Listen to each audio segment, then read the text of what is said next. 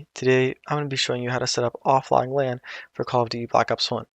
So what this means is you can connect to any of your friends on a local area network without actually being connected to the internet. So how do we do this? First thing we do is make a copy of our Black Ops folder. Then in one of these two copies, we're going to go ahead and drag in our 0.1.1 client files. You'll find that in the description of this video. Make sure you select replace the files in the destination. Make sure you do 0.1.1 first. Then you go to 0.7.0 and drag those in afterwards and replace in the destination.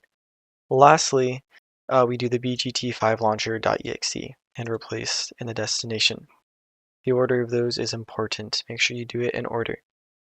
Now to make our life easier when playing multiplayer, we're going to open template.zip and server.cfg. We're going to take a copy of this and move it over to the main folder. And we're actually replace that. We're actually going to hold onto our template folder for now. First thing we're going to do is launch our bgT5 launcher.exe. Then once it makes this bgData folder here, you got to make sure it does that first. You can drag this template folder in there. Okay, great. Now we can go ahead and launch bgT5 launcher.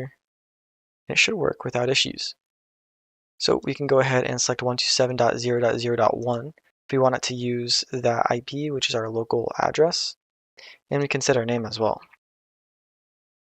Alright, so now we can go ahead and click zombie/campaign or multiplayer to pretty much play either of these however we want.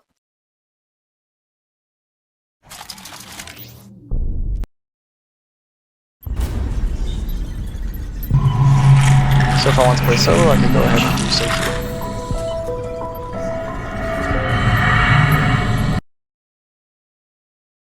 But let's say we want to play with friends. So if we want to play with friends, that's why these two buttons exist. We can go ahead and select either one of these to copy our IP to give to our friends. So if you don't know which one to copy, you can go ahead and enter CMD in your search bar and then type in ipconfig, exactly like that, and hit enter, and then you will see all your different IPs here. So the main things we're looking for are Hamachi and Ethernet. That's because we have two things here. One of these is Ethernet, so you look at IPv4, and it says 100.69. whatever. We see 100.69. whatever right here. So that's our Ethernet IP. And then if we want our Hamachi IP, that is our IPv4 address here, which is 25.41. whatever, which is right here. So if my friends are on the same internet as me over Ethernet, I can go ahead and give them this one. And then if we're trying to play virtually over Hamachi, then I can give them this one. But what matters most is that you select 127.0.0.1 as the host. The host will do this, and then all people that join the host will do either one of these. Okay, great. So now what? The host will start the game first, just like we did a moment ago.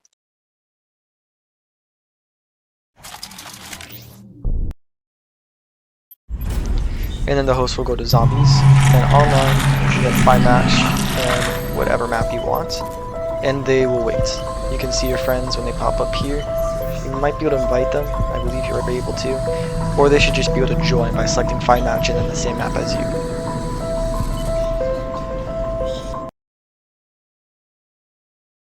Okay, great. So how do your friends join you once you start hosting? Well, they'll put in your IP here, whichever IP you chose, and then they'll select zombie/campaign as well.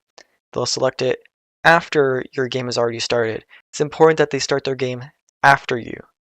Then when they select it, they can just join by doing the same thing, by finding match and then choosing the same map. Okay, awesome. Now how do we play multiplayer? Well, the host will always do 127.0.0.1, and everyone joining will do one of these as well. The host will select multiplayer here. Select run. And so what's just happened without you even realizing is in the background, after this is launched. In the background here, you can go to bgData, then profiles, and we see it just made us a profile. So if we go to the system tray here, we can see our launcher here. This needs to be staying in the background. You can minimize it back to tray by clicking that. It needs to stay running in the background for it to work. But you can see we have a player ID here. It autofills it based on whatever we enter as our nickname, but we can also override it if we want to. it stores your data here. So the game has gone ahead and created some player data for us.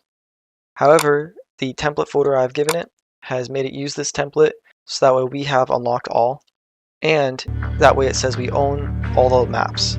So that way we can play no problem by doing private match here. Create a class and we can see we have everything that we want. And then we also can play whatever map we want. If we do not have that profile data, then we will not be able to play private matches. Okay, great. So how do you play with your friends? Well, you load up a private match however you want, and then your friends will just open the console by clicking the tilde key. It's to the left of your number 1 key, and they'll type in connect, and then they will type in your IP right here. So 192.168. whatever the heck else your IP is. They'll type that in there. Okay, great. So how do they join the server? How do you join a server? How do you do a server? Oh, by the way, that also works for combat training. But if you want to do a server, well, we have to make sure we start the server before we start the game. Okay, great. So as the host, I believe you need to have 127.0.0.1. Select dedicated server. And as long as we have server.cfg in there, it'll work. If you don't, it'll warn you, and you'll have to make a server config file. But anyway, so that's our server, and now we can go and select multiplayer.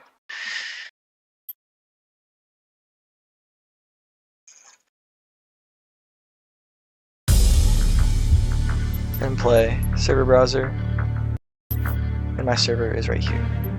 Now, what are the advantages to each of these? So if you go ahead and do a server, you can go ahead and rank up. You can pretty much play whatever game mode you want, except you can't do wager matches if you do server browser. And, oh wait, sorry, you can do wager matches, I believe. However, you cannot have radar always on, and there are a few other game settings that you can't do. If you want more game settings, you can do private match, but that will not have wager matches, to my understanding. Yeah. And then if you want to do combat training, that has even less options, but it's good with mods if you want to use a mod for combat training. But generally, you want to either do private match or server browser, depending on if you want a wager match or if you want more settings. And if you want mods, do combat training with the mods, depending on whatever mod you have. Some mods prefer that, some mods don't. Okay, great. I believe that should be everything. If you have any questions, you can go ahead and leave a comment.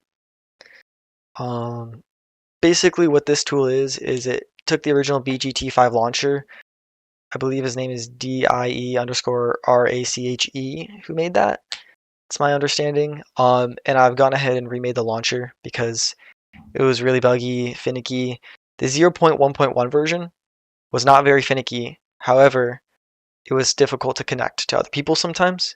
The 0.7 version crashed more and was more finicky, but it had better connection settings, I guess. And so this version is meant to go over the 0.7 version and kind of fix all the finickiness of it. I went ahead and made this tool. It's on GitHub. You can see it in the description of this video. I hope I helped you. If I did, go ahead and leave a thumbs up.